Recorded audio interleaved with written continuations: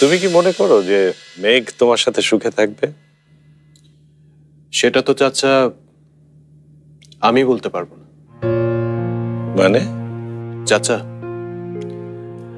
আমি কি ছিলাম বা কি আছি, আমার পরিবার, আমার স্বাদ, আমার সামর্থ্য কোনো কিছুই আপনার কাছে অজানা না।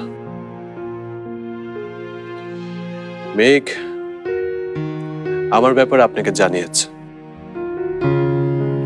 আমাকে এখানে আসতে বলেছে। এখন ও আমার সাথে সুখী থাকবে কি থাকবে না সেটা ওই ভালো বলতে পারে। তাছাড়া সংসার মানে নিজেদের মধ্যে বোঝাপড়া,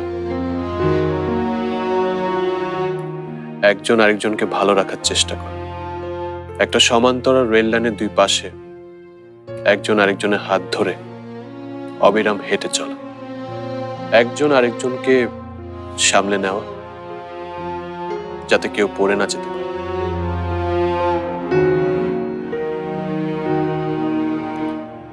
টাকা পয়সা দিয়ে মেঘকে কতটা খুশি রাখতে পারবো, কতটা সুখে রাখতে পারবো আমি জানি না, তবে ভালোবাসা দিয়ে ভালো রাখার চেষ্টায় কোনো আমি ত্রুটি রাখবো না।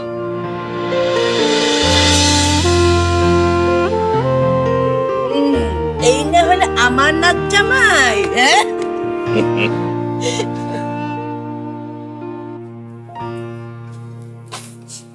তুই বস।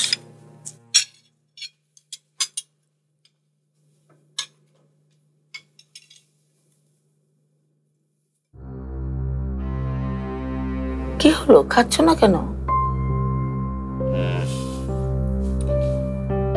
না মানে ছেলেটা এখনো ফিরলো না, কোথাও কোনো ঝামেলা হলো কিনা কে জানে। ঝামেলা কেন হবে? আজকে আজগর ভাইয়ের মেয়ের কাবিন না, বিয়ে শাদীর বিষয়ে কত রকম ঝামেলা হতে পারে। এই বিয়েতে কোনো ঝামেলাই হবে না। আজকের ভাই এরকম ঠান্ডা মাথার লোক। তুমি খাও তো, চিন্তা করো। কি ব্যাপার, কিছুই খাচ্ছ না? না, খেয়েছি। আমি খাই দিচ্ছি না, খাও। এরকম পাখি খোরাকের মতো খেলে চলে? খেতে হবে পালোয়ানের মতো। হাজার হলো তুমি আমার নাচ জামাই হতে যাচ্ছ। ওই দেখো কেমন করছে। ভয় নেই, আমি তোর বরকে কেড়ে নিব না।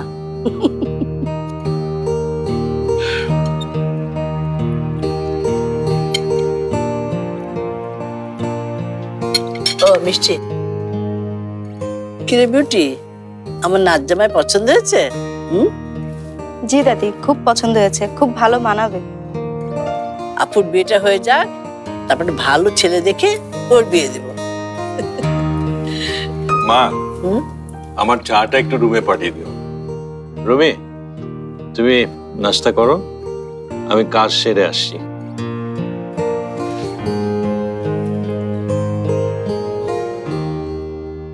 বর্ষা, তোর আব্বুর চাটা নিয়ে যা। আয়। বিউটিকে দিয়ে পাঠাও না দাদি, আমি তো নাস্তাটাই করতে পারলাম না। আয়, তোর আব্বু কেন চলে গেলেন তুই বুঝতে পারলি না? আয় চল।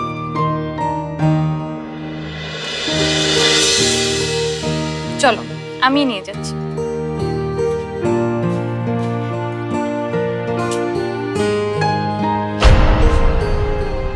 শোন, অ্যাক্টিং যখন করছিসই একটু ভালো মতো কর।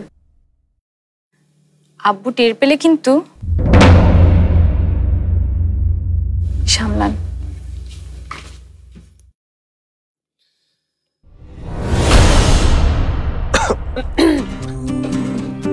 শুনুন, আপনি একটু বাইরের লনে আসুন প্লিজ, আমার আপনার সাথে একটু কথা আছে। আবার আপনি কেন? তুমি